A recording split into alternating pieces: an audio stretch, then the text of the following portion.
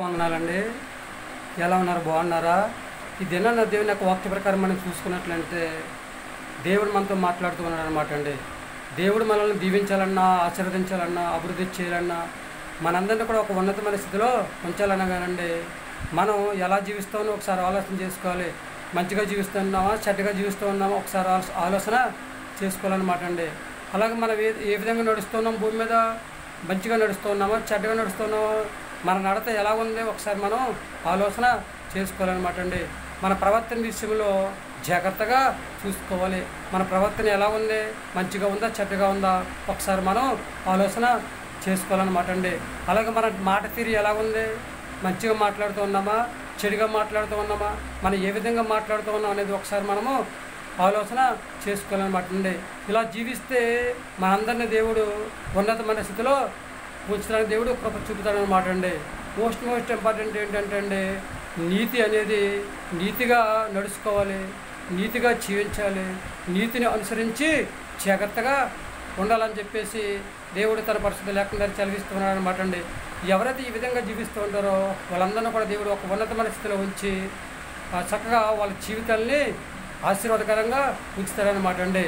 దేవుడిచ్చిన మహా ఉచితమైన కృపను బట్టి, ఆయన కాపుదలను బట్టి, ఆయన నడుపుదలను బట్టి అండి దేవుడు మనతో మాట్లాడే విధానాన్ని బట్టి మనం చూసుకున్నట్లయితే, ఒకసారి యాసోబు గారి దగ్గరికి మనం వెళ్ళినట్లయితే, యాసోబు గారు అన్నల చిన్న చూపు చూసినా, ఎవరు విడిచిపెట్టినా, కానీ ఎవరు అవమానపరిచినా, ఎవరు దూషించినా, ఎవరు ద్వేషించినా కానీ దేవుడు యాసోబు గారిని అన్నడను విడవకుండా అతనుకున్న ఓర్పును చూసి, చక్కగా అతనుకున్న భక్తిని చూసి, అతను జీవించే జీవితాన్ని చూసి చక్కగా దేవుడికి అంగీకారంగా జీవించాడు కనుక చక్కగా యోసేపు గారిని దేవుడు ఆశీర్వదించి ఒక ఉన్నతమైన స్థితిలో ఉంచి ఇతరులకు సహాయం చేయగలిగే సహజ లక్షణం దేవుడు ఆయనకి దయచేశాడు అన్నమాట అండి. ఆయనకి ఎన్ని శ్రమలు వచ్చినా, ఎన్ని బాధలు వచ్చినా, ఎన్ని ఇబ్బందులు వచ్చినా, ఎన్ని కష్టాలు వచ్చినా కానీ ఎక్కడ కూడా ఆయన నిరీక్షణ కోల్పోకుండా జాగ్రత్తగా దేవుని మాట విన్నాడు కనుక, ఆయన మాట ప్రకారం నడుచుకున్నాడు కనుక, నీతిని అనుసరించి నడుచుకున్నాడు కనుక, నీతి మార్గంలో ఆయన నడిచాడు కనుక ఆయన దేవుడు ఆశీర్వదించినట్లుగా మనము చూస్తూ ఉన్నామన్నమాట అండి. యవనస్తులారా, మీరు కూడా దేవుని మాట వింటే చక్కగా ఈ లక్షణాన్ని కలిగి జీవించినట్లయితే దేవుడు మిమ్మల్ని కూడా ఆశీర్వదించి ఒక ఉన్నతమైన స్థితిలో ఉంచడానికి దేవుడు ప్రయత్నం చేస్తూ ఉంటాడు అన్నమాట అండి. మరేమంటారండి? దేవుని మాట వింటారా? ఆయన మాట ప్రకారం నడుచుకుంటారా? మంచి ప్రవర్తన కలిగి జీవిస్తారా? చక్కగా మీ ఆలోచన మీదేనండి.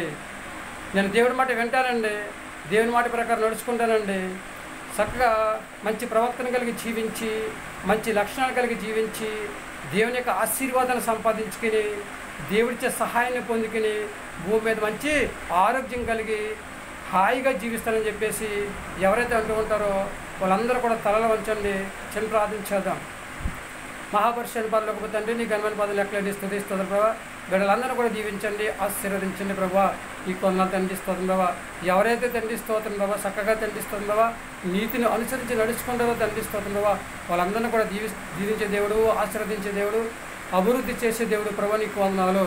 చక్కగా యేసోబు గారిని ఎలాగైతే తండ్రి ఆశీర్వదించి అభివృద్ధి చేసి ఒక ఉన్నతమైన స్థితిలో ఉంచి తండ్రిస్తుంది ప్రభా, ఇతరులకు సహాయం చేయగల సహజ లక్షణం తండ్రి ప్రభా, ఎలాగైతే దయచేసావో తండ్రి ప్రభా, బిడ్డలందరూ కూడా తండ్రిస్తుంది ప్రభా. నీ మాట విని నీ మాట ప్రకారం నడుస్తుంది తండ్రి ప్రభా, చక్కగా తండ్రిస్తుంది ప్రభా. మేము కూడా తండ్రి ప్రభా నీ సహాయాన్ని పొందుకుని తండ్రి ప్రభా, నీ యొక్క ఆశీర్వాదాన్ని పొందుకుని తండ్రి భూమి మీద హాయిగా జీవించి ఇతరులకు సహాయం చేసే సహజ లక్షణం ప్రభా కలిగి జీవించే యోగ్యతను ప్రభా మాకు దయచేయమని ప్రార్థిస్తున్నాం ప్రభా. నీకు వందనాలు.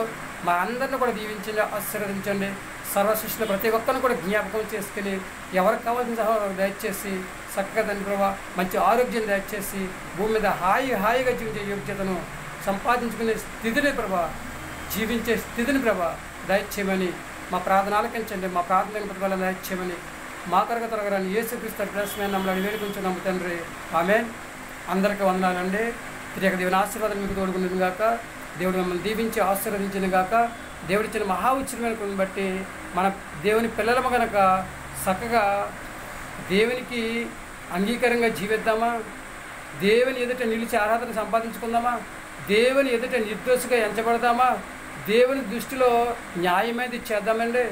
దేవుని దృష్టిలో నీతిని అనుసరించి నడుచుకుని చక్కగా భూమి మీద మంచి ఆరోగ్యం కలిగి ఆయన రాజ్యవారసుగా జీవించే యోగ్యతను సంపాదించుకునే స్థితిని కలిగి ఉందామండి.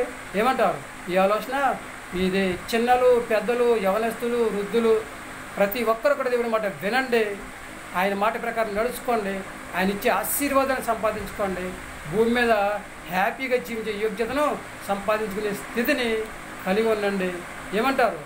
మనందరం కూడా దేవుని పిల్లలు కనుక దేవునికి అంగీకారంగా జీవించి, దేవునికి నమ్మకంగా జీవించి, దేవుని నీతిని అనుసరించి నడుచుకుని చక్కగా దేవుని మాట ప్రకారం మనం జీవించి హ్యాపీగా భూమి మీద జీవించే యోగ్యతను దేవుడు మనందరికీ దయచేయను గాక. ఏమంటారు?